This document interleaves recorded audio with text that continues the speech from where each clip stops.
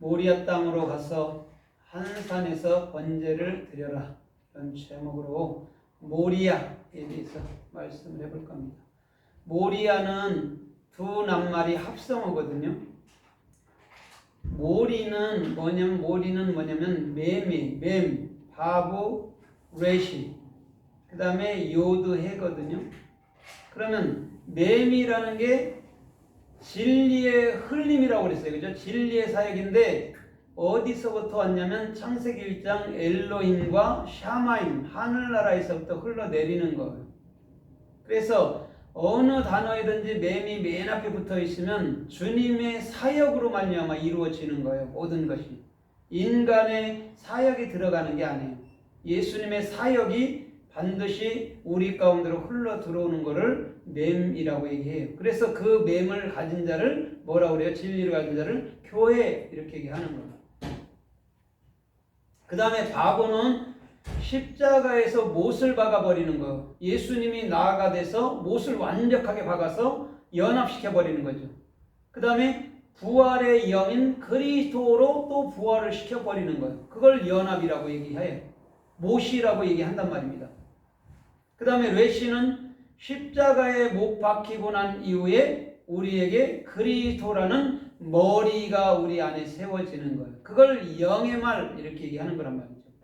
그 다음에 요드는 이제는 손을 펴서 예수화를 증거하는 거예요. 그 다음에 그 예수화로 인해서 이제는 영원한 실존으로 사는 것이 모리아산 아니면 모리아 땅 이런 말이란 말이죠. 그럼 여기서 야라는 이 요드 해가 뭐냐면 하야에서 온 거예요. 하야에서 여호와가 나오고, 그렇죠?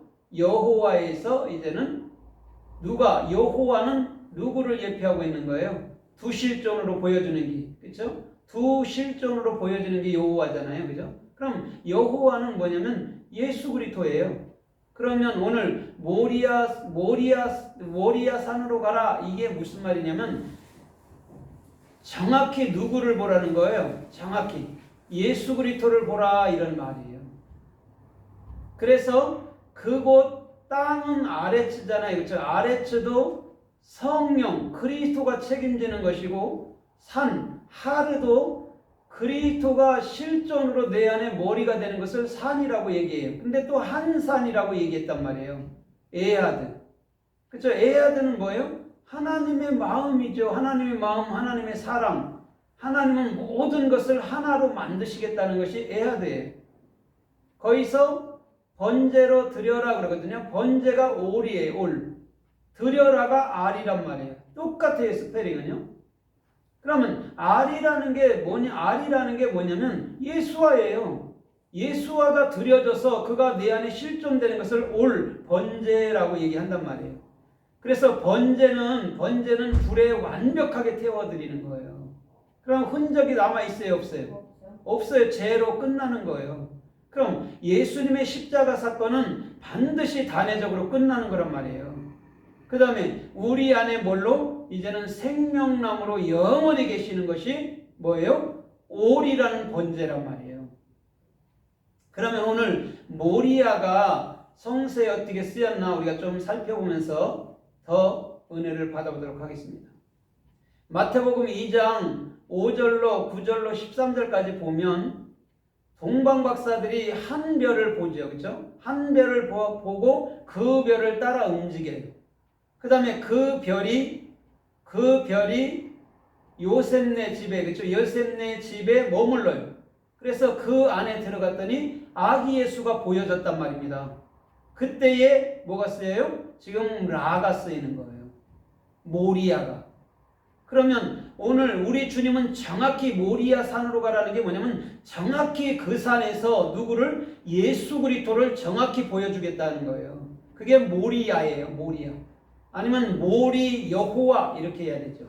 그곳에서 정확히 예수 그리스도를 보여주는 거예요. 그게 뭘로 나타나죠? 독자 이삭으로. 유일한 아들 독자 이삭으로. 또 누구로? 수양으로 나타나는 거예요. 그래서 예수님은 양, 짐승으로 나타나고 또 예수님은 한 사람으로 또 독자 이삭처럼 나타난단 말입니다. 그러면 그것을 뭐라고 얘기해요? 지금 보여주기 위해서 우리 주님은 이 땅에 보여주기 위해서 오신 분이라는 거죠. 그게 모리아예요. 그럼 우리는 모리아 산으로 가면 반드시 예수 그리스도를 정확히 봐야 되죠. 그죠? 그 다음에 예수 그리스도가 십자가에 달리고 그 다음에 그분의 영인 그리스도가 내 안에 정확히 들어오는 것 자체를 모리아 산 아니면 모리아 땅 그곳에 번제를 드려라 이런 말이에요. 그래서 창세기 3장 7절 이하에서도 요단강가에서 세례 요한이 세례를 주고 있어요. 그때 많은 유대인 무리들이 그에게로 옵니다. 그때 요한이 그들을 보고 이렇게 말해요. 독사의 세대들아 아니면 독사의 자식들아 하나님의 진노를 너희들이 피하려고 왔더냐 이렇게 얘기해요. 거기서 세례 요한이 그 유대인들을 보고 이렇게 할 때가 지금 모리아라는 모리란 말이에요. 라. 그러면 요한이 정확히 그 유대인들의 상태, 유대인들의 중심을 본 거죠. 그렇죠? 그러면 유대인들의 중심을 봤을 때에 요한이 그들에게 행하고자 했던 세례는 정확히 뭐라는 거예요? 그들에게 세례 베푸는데 왔잖아요. 그들에게 원하는 게 뭐예요? 그냥 물에만 들어갔다 나오면 된다라고 얘기하는 거예요? 아니에요. 그게 아니에요. 니들이 지금 행하고 있는 그 생각, 니들이 말씀대로 산다고 하는 그 행동, 그것을 어떻게 해요? 정확히 끊어야 돼. 그래야지만이 정확히 예수 그리스도가 네 마음 안에서 보여질 거야 라고 얘기하는 거예요. 그렇지 않은 자들이 뭐가 되는 거죠? 지옥으로 사는 것이죠. 그게 지옥인 거예요. 우리가 예수를 믿는다고 입으로는 말을 하지만 정확히 예수 그리스도가 내 안에 영원한 천국으로 있는 것을 알지 못한다면 그곳이 지옥이에요.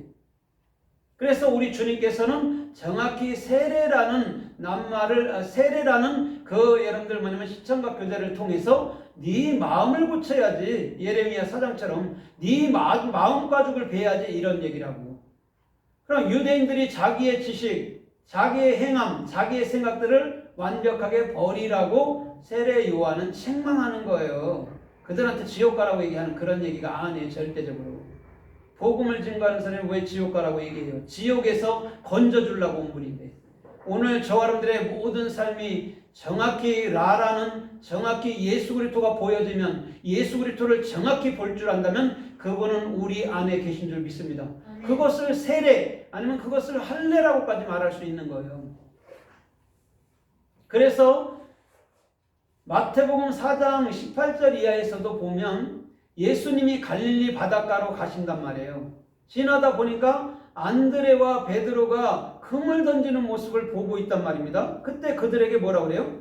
나를 따르라 이렇게 얘기한단 말이에요. 근데 안드레와 베드로가 뭐라고 그래요? 배를 버려두고 즉시 따라 나선단 말입니다. 그럼 예수님이 그들을 보고 할 때가 모리아라는 말이에요. 라라는. 정확히 봤단 말이에요. 그러면 그들이 정확히 예수를 어디로 담아야 된다라고 얘기하는 거죠? 마음으로 담으라는 거죠. 그럼 마음이 뭐예요? 모리아산, 모리아 땅이죠. 한 산. 여러분들 마음이잖아요. 그래서 여러분들 시온산 바탕 위에 예루살렘이 세워지는 거란 말이에요. 평강의 아들이 그곳에 있는 곳을 예루살렘이라고 얘기해요. 그게 솔로몬이기도 하고 술람미이기도 한단 말이에요. 그러면 그 예수 그리스도가 우리 마음산으로 들어오잖아요. 그죠? 하늘과 땅이 된 마음산으로. 그래서 그들이 뭐가 되죠? 관점이 이제는 전날에는 내가 살던 내 방법으로 살았지만 지금은 이제는 관점이 뭘로? 예수 그리스도로 바뀌는 것이죠. 그게 모리아 산이기도 하단 말이에요. 정확히 예수를 볼 수 있다면 이제는 주님 뜻, 주님 영광에 주께서 원하는 길로 달려가야 된다라고 하는 것이죠. 그 다음에 마태복음 5장 1절에 보면 예수님이 산에 올라가 앉아 계셔요. 산상수훈이죠. 그러고 제자들이 그에게 나왔을 때 제자들을 둘러보시고 이렇게 얘기해요. 그러면서 심령이 가난한 자는 복이 있다라고 얘기를 한단 말이죠. 그것에 예수님이 둘러보시다, 제자들을 보시다 할 때가 모리아예요. 라라는. 정확히 보고 있는 것이죠. 예수님은. 그렇죠? 그들의 마음 상태를 정확히 보고 있는 거예요. 그러면 예수님이 하는 말이 반드시 제자들의 마음 속으로 들어가기를 원했던 거예요. 그러나 그들이 예수님이 십자가 돌아가시기 전에는 얘기를 들으나 뭐라고 그래요? 까맣게 잊어버린지라 이렇게 얘기한단 말이에요. 예수님이 십자가에 돌아가시고 난 다음에 예수님의 하신 말씀인 영이 그리스도가 성령께서 우리 안으로 들어온단 말이에요. 그래서 예수님이 이 땅에서 갈릴리 사역을 3년 반 동안 사역을 했어도 제자들이 주님이 어떤 분인지는요 잘 모른 거예요. 실상은 그냥 예수님이 행하는 기적 보고 따라다니고 예수님의 그 어떠한 것을 따라다닌 것이지 그분을 마음에 담는다라고 따라다닌 게 아니란 말이에요. 그래서 그들이 예수님이 십자가에 죽을 때 굉장히 슬퍼하면서 고민하고 있는 모습을 보는 거죠. 요한복음 20장에 보면 그렇잖아요. 그죠? 굉장히 슬퍼하고 고민하고 있잖아요. 문 닫아놓고. 근데 예수님은 그곳에서 정확히 한가운데로 들어가서 탑의 한가운데 들어가서 너희에게 평강이 있을지어다 이렇게 얘기한단 말이에요. 평강이 샬롬이란 말이에요. 그럼 우리 마음에 샬롬인 솔로몬이라는 샬롬인 그리스도가 들어오지 않으면 우리는 유대주의의 두려움 때문에 떨 수밖에 없다라는 거예요. 행위주의의 두려움, 유대주의의 두려움으로 떨 수밖에 없다라고 우리 주님은 말하고 있는 거란 말입니다. 그래서 우리 주님께서는 정확히 산에 올라가서 그들을 보시고 말하는 거예요. 그게 모리아 산이란 말이에요. 산상수훈이. 그럼 그 산상수훈이 여러분들 8가지를 얘기하잖아요. 의를 위해 핍박을 받는 자, 온유한 자, 그쵸? 그런 게 있잖아요. 그죠? 그러면 그것이 결국 뭘까요? 우리가 그 말씀은 네가 지켜 살아라고 하는 말일까요? 아니에요. 그 말을 뭘로? 생명의 말로 마음에 담으라는 거예요. 그것을 뭐라고 그래요? 샤마르, 지켰다라고 얘기한단 말이에요. 우리나라 말로 지켰다라는 샤마르를 썼을 때 사람들이 말씀을 지켜야 돼, 행위로 지켜야 돼 이렇게 얘기하지만 안 해요. 마음으로 담는 것을 지켰다라고 얘기하는 거예요. 그걸 샤마르, 말씀을 지키니라, 말씀을 지켜라 이런 말이란 말이죠. 그 말을 오해하면 율법주의 행함주의가 되는 거예요. 그러면 율법주의 행함주의가 돼버리면 불교보다 더 나을 게 하나도 없단 말이에요. 기독교가. 불교보단 나아야 되잖아요. 기독교가. 그런데 그 행위를 쓰고 그 행위로 상급을 받으려고 한다면 불교보다 나을 게 없다라는 거예요. 하물며 불교도 무속종교인 불교도 무소유를 주장하는데 기독교가 왜 물질을 주장하고 있냐고. 예수 그리스도를 주장해야지. 그러면 오늘도 마찬가지잖아요. 모리아 산으로 가라 있을 때 그것을 정확히 마음에 담으면 고민할 필요도 없고 번민할 필요도 없어요. 왜? 나를 위해서 돌아가시는 분은 예수, 내 안에 들어오실 분은 예수의 영인 그리스도 이렇게 정확히 알 테니까 망설임도 없고 한치의 오차도 없이 주님께서 명령하시면 그대로 순종하고 따르면 된다는 얘기죠. 근데 사람의 생각으로 그걸 받는다면 고민하는 거예요. 내 아들 이삭을 바치라고? 내가 내 경수가 끊어졌을 때 줄 때는 언제고 나 또 그 아들을 바치라고? 이렇게 나온단 말이에요. 그러나 정확히 믿음 안의 선자는 주님께서 하실 일이야.